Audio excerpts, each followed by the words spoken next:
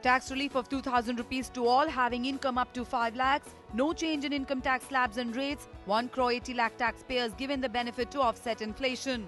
Finance Minister turns to rich in time of fiscal crisis. Number of surcharges on individuals and companies with high income. 10% surcharge for individuals over 1 crore annual income and firms over 10 crores. Surcharge hike to 10% on companies for dividend and distribution income. Good news for first-time home buyers. No tax or interest payment of up to 2.5 lakh rupees for coming fiscal to boost housing. Those who will miss out may avail it next fiscal. Excise duty, service tax and peak custom duty unchanged. Leather goods, footwear, precious and semi-precious stones cheaper. Viewing cable TV is more expensive now. Duty on set-top boxes hiked. Silk clothing also to cost more. Coal import becomes expensive. Luxury goods like high-end cars, bikes become dearer.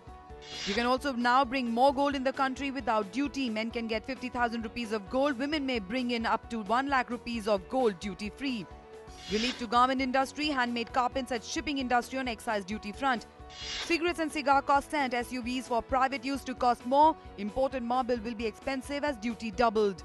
All mobile phones priced at more than 2,000 rupees to become costlier. Excise duty hike from current 1% to 6% means a mobile at 5,000 rupees will now cost 250 rupees more. Tablet around 30,000 will cost 1,500 rupees more.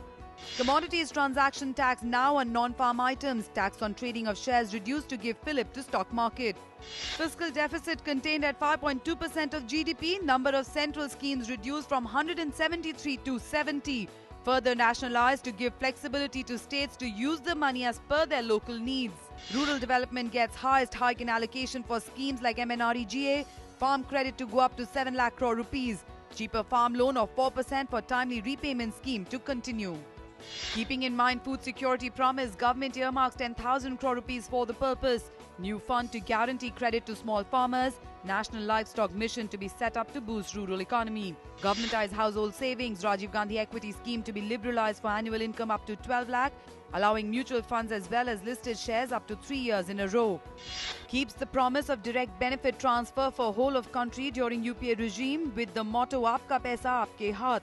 Finance Minister sets up Nirbhaya Fund with 1,000 crore rupees corpus for women's safety. Another similar fund for youth skill development. To boost rural banking, government promises ATMs in all the branches of public sector banks by coming fiscal end.